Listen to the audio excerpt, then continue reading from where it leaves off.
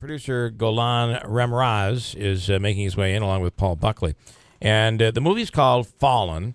It was a very interesting story.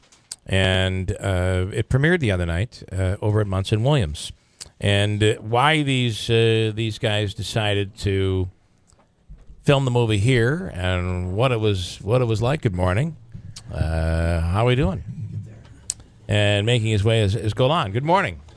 Good morning. So I for one, was incredibly. I loved the movie. I thought it was really so well done, and seeing people like Paul Sorvino, and I mean these big names in the movie was really, and they have it all done in Utica. It was really cool. Yeah, thanks a lot. We had a great time doing it. So Yeah.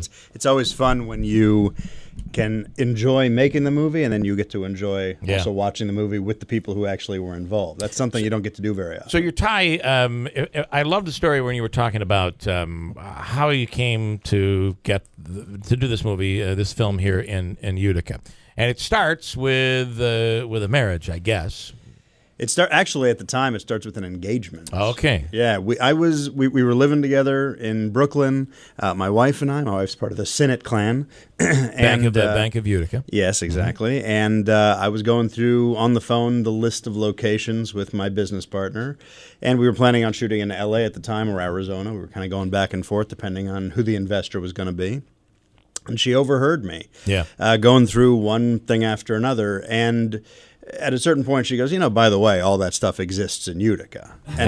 And at the time, I was kind of new to Utica. I'd been here, but I'd always hung out with the family. I never really explored the city. Yeah. Now I know the whole place. But I said to her jokingly, not knowing that I was making a joke, if only you guys had a hockey arena, maybe we could shoot it in your hometown. She was like, what are you talking about? Yeah.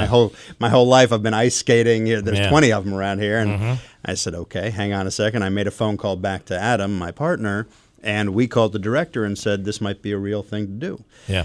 We brought all of us out. We did a location scout with Barry Sinnott, Emily's brother, and we went place to place, and we just fell in love with it. Yeah. It was incredible. And at that point, we decided to actually rewrite the script to take place inside Utica. Because, usually you come, you shoot it like the Green Onion. Could be anywhere. And you say it's the fake bar. Yeah. In this case, we were like, if we're going to shoot at the Green Onion, it's the Green Onion. If we're going to shoot at Taylor and the Cook, it's the Taylor and the Cook. These were places that we wanted to emphasize. Yeah. And in terms of the city, you guys have the zoo. You guys have the Munson Williams Proctor Arts Institute. You have all these places that are incredible world-class institutions that the rest of the world doesn't know you have. And we said it's kind of up to us right now, being a media project, to be able to let everyone know that all this stuff is here. Well, I got to tell you, it was awesome seeing all of Utica on film, and it's and Andrew, of course, with his.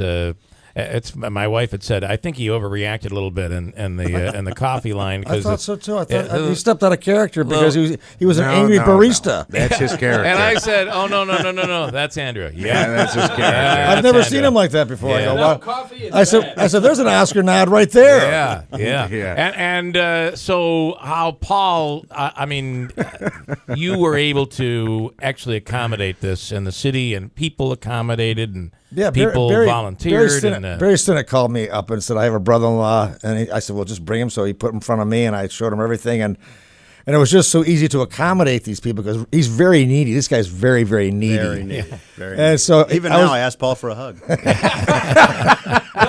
and I give him more. Okay? That's right. I go beyond the call. So it just comes down to Utica. Everybody's so accommodating. Everybody's so willing. I was thinking about this the other day. That these shows that shoot in New York City, they got to close the block down. You've got businesses that have to be compensated for. Yeah. People here are willing to give up their businesses for a couple of days, whatever, to let a movie be shot there. So it's the people of Utica that are really amazing that make this thing possible. And so I can't thank them enough. I'll tell you too. We've shot all over the place, and when you're like in a place like Los Angeles, you could go to your grandmother's house, say, hey, Nana, I want to shoot in your living room. She's like, here's my rate card. Everyone's ready to go. Yeah. It is the least funny. accommodating thing you could possibly imagine. here, we walked in the door, people were excited about it. Yeah. It was so refreshing, and you almost forget. I've been Right. doing this for a long time. You almost forget that this is meant to be fun. Right. It's not just meant to be, you know, everyone making money and Yeah. trying to get the other guy. And we walked into a community where every single person we encountered said, here's something that you didn't think of. We're going to donate. We're going to help out. We're going to give you locations. Yeah. We've made friends now. Yeah. These are people that if we had gotten married after the movie, these people would have been invited. Wow, Yeah. wow, that's really big, and I think we don't do a very good job of seeing the city in that light. It always takes somebody from out of town. Outsiders. Yeah, Outsiders it always always happens see it. that way, doesn't it? Yeah. So tell me how. I mean, in this movie, tell me how you got Paul Sorvino involved. I mean, Goodfellas, Paul Sorvino. Yeah, and he was perfect, I think, for the Yeah, I role. thought he was too. And he also, the interesting thing is, we had talked about other actors, we had some ideas, we had people we'd worked with in the past, but we also wanted someone who felt New York and felt Utica. Yeah. And people after the movie, people from Utica kept thinking, who is that local man that is Yeah. playing that Paul Sorvino-like role? Yeah. And he was just beautiful for the Yeah, role. yeah.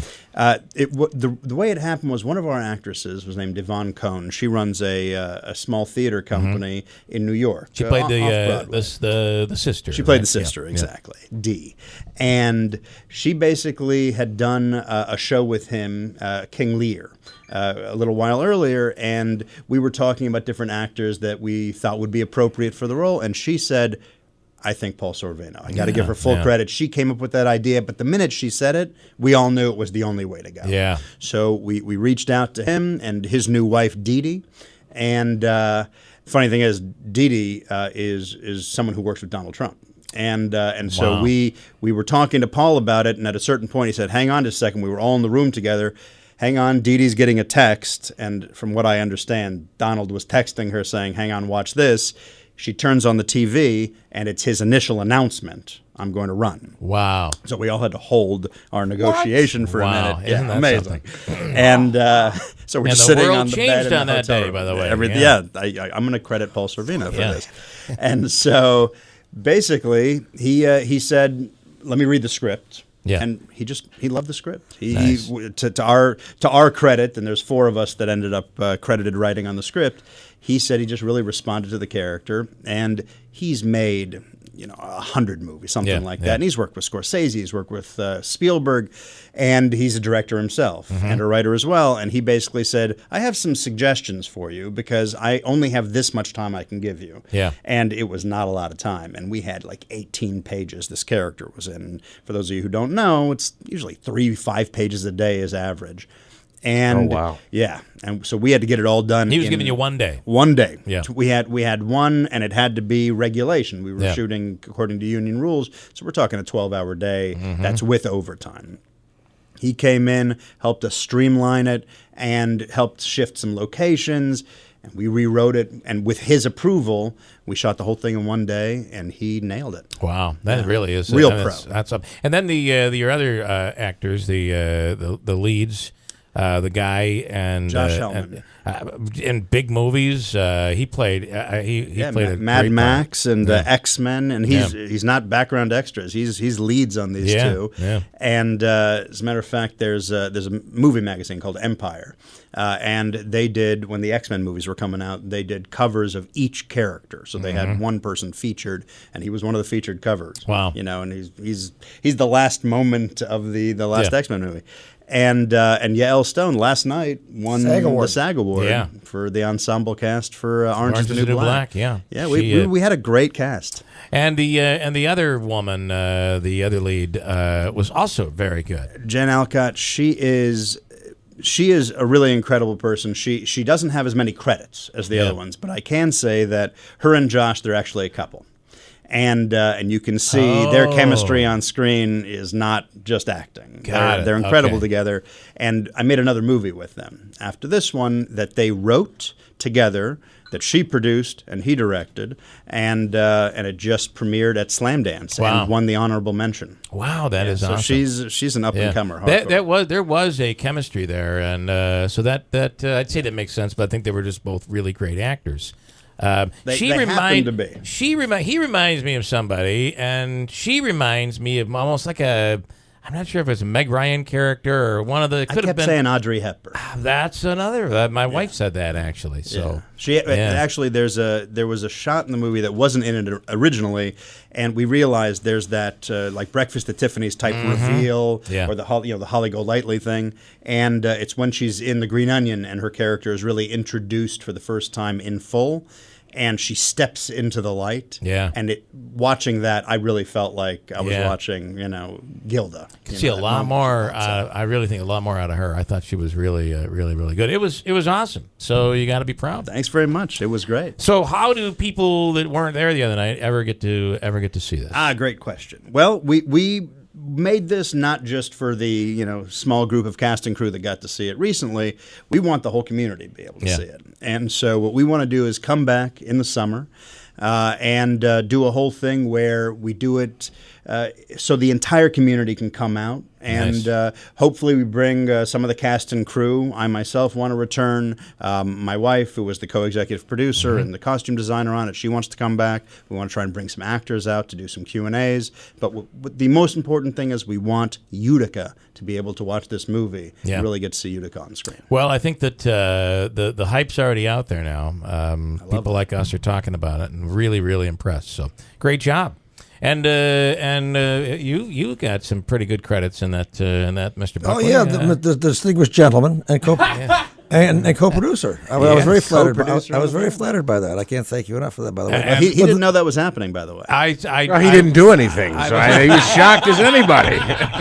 Wow, him not doing anything is better than most people doing their most. Okay, well, that's the a great look. compliment. I love this guy. The look Buck gave me. Oh my goodness! You have no idea what I did. Oh my God! I'm just kidding, Buck. Well, Every time I saw was Golan on a caller ID, I said, "Oh God, I don't want to take this call." The fact is though that you wouldn't get a Paul Buckley if you did this in L.A. Most likely, or in Syracuse. Or in Syracuse. Actually, I just was interviewed about this. They spent all this money on the big film thing that they're doing up there, which is somehow involved with Nano. I don't know how that somehow happens. the same people. And I was reading these articles and talking about we're going to do 5 to 10 movies a year, and then they did one movie and ended up doing the post-production in Los Angeles, and Ron Perlman did one movie separate from them and also left.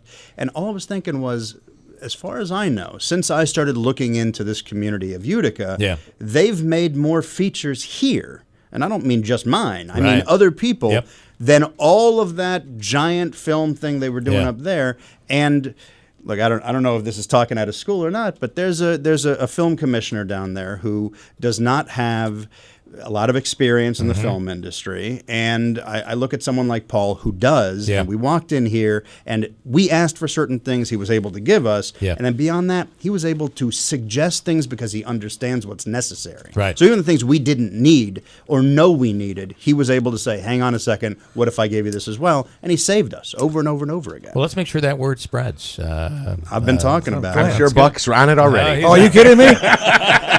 It's like fertilizer, baby. All right, guys. Golan, thank you very much. And Buck. William, always love you, man. Great job. Can't Thanks wait for a the lot. summertime. I can't wait. Neither can we. All right, very cool. Got a break.